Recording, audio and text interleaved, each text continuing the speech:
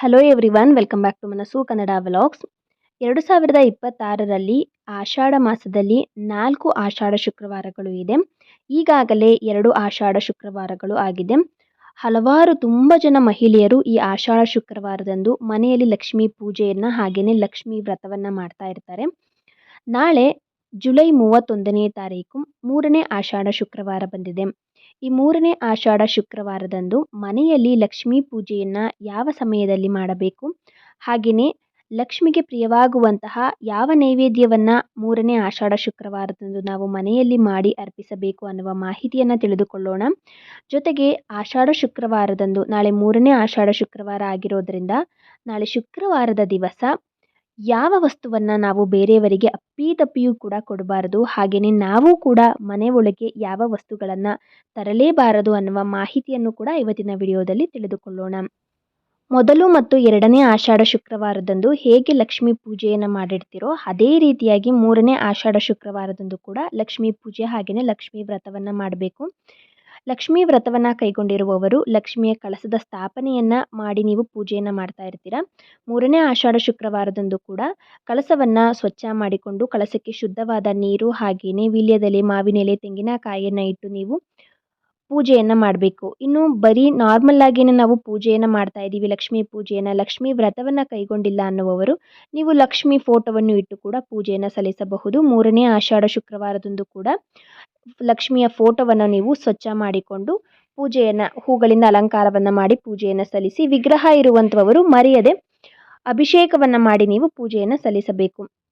ಯಾವ ಒಂದು ನೈವೇದ್ಯವನ್ನು 3ನೇ ಆಷಾಢ ಶುಕ್ರವಾರದಂದು ಮಾಡಬೇಕು ಅನ್ನೋದಾದರೆ, 2ನೇ ಆಷಾಢ ಶುಕ್ರವಾರದಂದು ಬೆಲ್ಲದ ಅನ್ನದ ನೈವೇದ್ಯವನ್ನು ಮಾಡಿದ್ದೀವಿ. ಸೊ 3ನೇ ಆಷಾಢ ಶುಕ್ರವಾರದಂದು ಮಹಾಲಕ್ಷ್ಮಿಗೆ ಪ್ರಿಯವಾದ ನೈವೇದ್ಯಗಳಲ್ಲಿ ಒಂದಾದ ಪಾಯಸವನ್ನು ಮಾಡಬೇಕು. ಶಾವಿಗೆ ಪಾಯಸ ಅಥವಾ ಹೆಸರುಬೇಳೆ ಪಾಯಸವನ್ನು ನಾವು ಮಹಾಲಕ್ಷ್ಮಿಗೆ ನೈವೇದ್ಯವಾಗಿ ಇಡಬೇಕು. ನೈವೇದ್ಯವನ್ನು ಮಾಡಬೇಕಾದ್ರೆ ನೀವು ಕೂಡ ಸ್ನಾನವನ್ನು ಮಾಡಿರಬೇಕು. ಎಂಜಲು ಮಾಡಿರುವ ವಸ್ತುಗಳನ್ನು ಕೂಡ ಹಾಕದೆ ನಾವು ನೈವೇದ್ಯವನ್ನು ತುಂಬಾ ಕಟ್ಟುನಿಟ್ಟಾಗಿ ಮಾಡಬೇಕು. ಮಡಿಯಿಂದ ನಾವು ನೈವೇದ್ಯವನ್ನು ಮಾಡಿ ಮಹಾಲಕ್ಷ್ಮಿಗೆ ಅರ್ಪಿಸಬೇಕು. ಹೆಸರುಬೇಳೆ ಪಾಯಸ, ಶಾವಿಗೆ ಪಾಯಸ, ಹಾಲಿನ ಪಾಯಸವನ್ನು ನಾವು 3ನೇ ಆಷಾಢ ಶುಕ್ರವಾರದಂದು ಲಕ್ಷ್ಮೀ ಪೂಜೆಯಲ್ಲಿ ನೈವೇದ್ಯವಾಗಿ ಇಟ್ಟು ನಾವು ಪೂಜೆಯನ್ನು ಸಲ್ಲಿಸಬೇಕು. ಶುಕ್ರವಾರದಂದು ಬೆಳಗ್ಗೆ 10:30 12 ಗಂಟೆಯ ತನಕ ರಾಹುಕಾಲ ಇರೋದ್ರಿಂದ ಅಷ್ಟರ ಒಳಗೆ ನಾವು ಲಕ್ಷ್ಮೀ ಪೂಜೆಯನ್ನು ಮಾಡಿರಬೇಕು.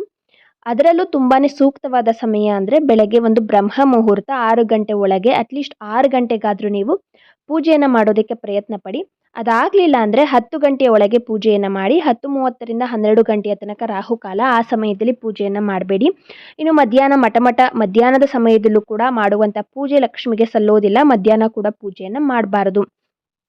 ಸಂಜೆ ಗೋಧೂಳಿ ಸಮಯದಲ್ಲಿ ಪೂಜೆಯನ್ನು ಮಾಡ್ಬೋದು. ಗೋಧೂಳಿ ಸಮಯ ಅಂದರೆ ಒಂದು 5:30 ಅಥವಾ 6 ಗಂಟೆಯಿಂದ 7 ಗಂಟೆ ಒಳಗೆ ನೀವು ಮನೆಗೆ ಮಹಾಲಕ್ಷ್ಮಿ ಬರೋ ಸಮಯವನ್ನು ಗೋಧೂಳಿ ಸಮಯ ಅಂತ ಹೇಳುವಂಥದ್ದು. 6ರಿಂದ 7 ಗಂಟೆ ಒಳಗೆ ನೀವು ಲಕ್ಷ್ಮೀ ಪೂಜೆಯನ್ನು ಮಾಡ್ಬೋದು.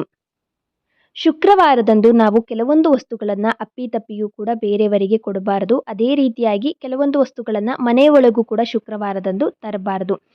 ನಮ್ಮ ಮನೆಯಲ್ಲಿ ಹಿರಿಯರಾಗಿರುವಂಥವರು ಅಥವಾ ಅಮ್ಮಂದಿರು ಈ ಒಂದು ಮಾತನ್ನೇ ಹೇಳ್ತಾ ಇರ್ತಾರೆ, ಕೆಲವೊಂದು ವಸ್ತುಗಳನ್ನು ಶುಕ್ರವಾರ ಬೇರೆಯವರಿಗೆ ಕೊಡಬಾರ್ದು ಅನ್ನೋದನ್ನು ಕೇಳಿದ್ದೀವಿ. ಅದು ಯಾವ ಸಮಯದಲ್ಲಿ ಕೊಡಬಾರ್ದು ಅನ್ನೋದಾದರೆ ಮುಸ್ಸಂಜೆ ಸಮಯದಲ್ಲಿ ಕೊಡಬಾರ್ದು. ನಾನು ಆಗಲೇ ಹೇಳಿದ್ನಲ್ಲ, ಮಹಾಲಕ್ಷ್ಮಿ ಮನೆಗೆ ಬರುವಂಥ ಸಮಯವೇ ಈ ಮುಸ್ಸಂಜೆ ಸಮಯ, ಗೋಧೂಳಿ ಸಮಯ. ಈ ಸಮಯದಲ್ಲಿ ನಾವು ಕೆಲವೊಂದು ವಸ್ತುಗಳನ್ನು ಅಪ್ಪಿತಪ್ಪಿಯೂ ಕೂಡ ಅವ್ರು ಎಷ್ಟೇ ಬಂದು ಕೇಳಿದ್ರೂ ಕೂಡ ಕೊಡಬಾರ್ದು. ಕೆಲವೊಬ್ಬರು ಬೇಕು ಅಂತಲೇ ಬಂದು ಕೇಳ್ತಾರೆ. ನೀವು ಮನೆಯಲ್ಲಿ ದೀಪ ಹಚ್ಚಿರ್ತೀರ ಸಂಜೆ ಸಮಯದಲ್ಲಿ, ಆ ದೀಪ ಹಚ್ಚಿದ ಮೇಲೆ ಏನೇ ಒಂದು ವಸ್ತುವನ್ನು ಕೂಡ ಕೆಲವೊಂದು ವಸ್ತುಗಳನ್ನು ನೀವು ಏನೇ ಮಾಡಿ ಎಷ್ಟೇ ಮಾಡಿ ಕೇಳಿದ್ರೂ ಕೂಡ ಆ ವಸ್ತುಗಳನ್ನು ಅವರಿಗೆ ಕೊಡೋದಕ್ಕೆ ಹೋಗಬೇಡಿ. ಒಂದು 6 ಗಂಟೆ ಮೇಲೆ ಈ ವಸ್ತುಗಳನ್ನು ಕೊಡೋದಕ್ಕೆ ಹೋಗಬೇಡಿ. ಯಾವ ವಸ್ತುಗಳು ಅಂದರೆ ಉಪ್ಪನ್ನು ಕೊಡಬಾರದು, ಹಾಗೆಯೇ ಸಕ್ಕರೆ, ಹುಣಸೆ ಹಣ್ಣು, ಹಾಲು, ಮೊಸರು ಈ ರೀತಿಯಾದ ಮತ್ತು ಎಣ್ಣೆ ಈ ರೀತಿಯಾದ ಒಂದು ವಸ್ತುಗಳನ್ನು ನೀವು ಮುಸ್ಸಂಜೆ ಸಮಯದಲ್ಲಿ 6 ಗಂಟೆಯ ನಂತರ ಯಾರೇ ಬಂದು ಕೇಳಿದ್ರೂ ಕೂಡ ಮನೆಯ ಹೊಸ್ತಿಲಿಂದ ಹೊರಕ್ಕೆ ಕೊಡಲೇಬಾರದು. ಹಾಗೆಯೇ ಇದೇ ರೀತಿಯಾಗಿ ಕೆಲವೊಂದು ವಸ್ತುಗಳನ್ನು ಕೂಡ ನಾವು ಶುಕ್ರವಾರ ಮನೆಯೊಳಗೆ ತರಬಾರ್ದು.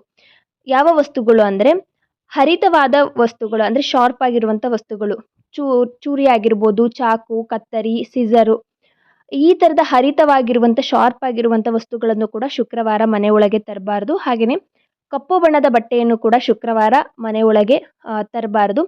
ಜೊತೆಗೆ ಹುಳಿ ಪದಾರ್ಥಗಳನ್ನು ಕೂಡ ಶುಕ್ರವಾರದಂದು ಮನೆಗೆ ತರಬಾರದು ಅಂತ ಹೇಳಲಾಗುತ್ತದೆ.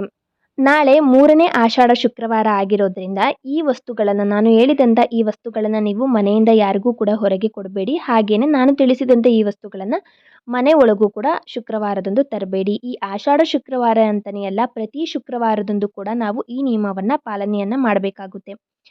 ಈ ನನ್ನ ವಿಡಿಯೋ ನಿಮ್ಗೇನಾದರೂ ಇಷ್ಟ ಆಗಿದ್ರೆ ಮನಸ್ಸು ಕನ್ನಡ ವ್ಲಾಗ್ಸ್ ಚಾನಲ್ಗೆ ಸಬ್ಸ್ಕ್ರೈಬ್ ಮಾಡಿಕೊಳ್ಳಿ.